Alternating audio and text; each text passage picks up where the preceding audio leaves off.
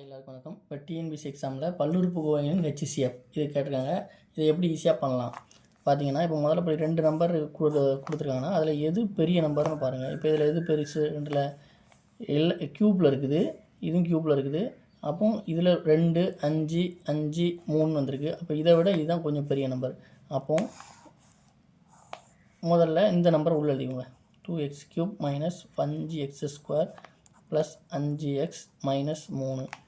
இப்போ இந்த சின்ன நம்பரை வெளியோடு எழுதிக்கோங்க. x³ + x² - x + 2. இப்போ இது கூட எதை பெருக்குனா இந்த 2x³ வரும்னு பாருங்கள். இப்போ இது கூட இந்த 2 பெருக்கலாமா? 2 பெருக்குனா 2 பெருக்கல் x³ 2x³. 2 பெருக்கல் x² + 2x². 2 மைனஸ் x, இது ரெண்டையும் பெருக்கும்போது -2x. 2 பெருக்கல் 2ங்கும்போது +4. இப்போ இந்த x³ எப்படி அடிக்கலாம்? இதை கழிச்சா தான் போகும். அப்போ அடையாளத்தெல்லாம் மாற்றுங்க. இதில் மைனஸு, இப்போ ப்ளஸ் இருக்க இடத்துல மைனஸு, மைனஸ் இருக்க இடத்துல ப்ளஸ்ஸு, ப்ளஸ் இருக்க இடத்துல மைனஸு. அப்போ இந்த ரெண்டும் போயிடுமா? அப்போ -5x² -2x².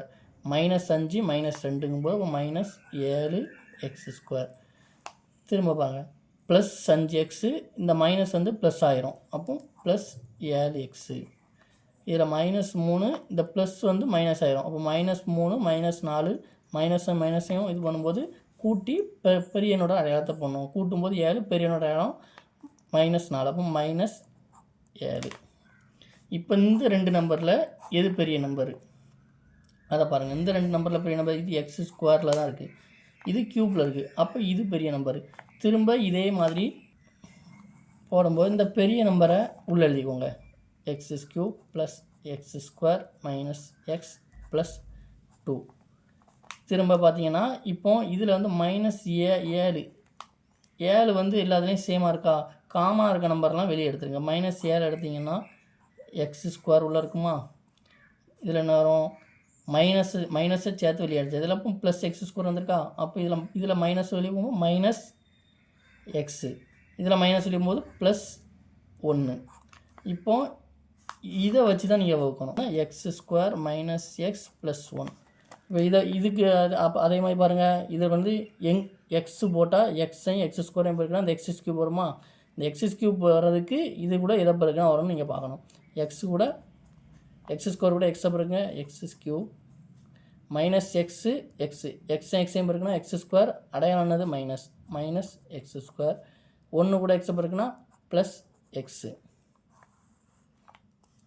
இப்போ பார்த்தீங்கன்னா அடையாளத்தை மாற்றினா அந்த x³ நம்ம இதே மாதிரி நம்ம அடிச்சு விட்டுலாம். அடையாளத்தை மாற்றுங்க, -+, இது போயிடுமா? +x², இதுவும் +x². அப்போ 2x². -x -2x. இதில் +2 அப்படியே வந்துடும். இப்போ பாருங்கள், இது கூட 2 கொண்டு பெருக்குனா திரும்ப பாருங்கள், x² 2x² -2x + 2. அடையாளத்தை ஃபுல்லாக மாற்றுங்க, மைனஸு ப்ளஸ்ஸு மைனஸு அதே மாதிரி. அப்போ இது ஃபுல்லாகவே அடி ஆயிடும். அப்போ 0 வந்துடும். அப்போ 0 வந்துருச்சுன்னா உங்களுக்கு ஆன்சர் வந்து இங்கே 0 வரணும். இந்த ஃபேக்டரை கொண்டு வகுக்கும்போது 0 வந்துருச்சு. அப்போ HCF பொது வகுத்தி எது? பொது வகுத்தி வந்து x² - x + 1. இதுதான் ரெண்டுக்கும் உண்டான பொது வகுத்தி.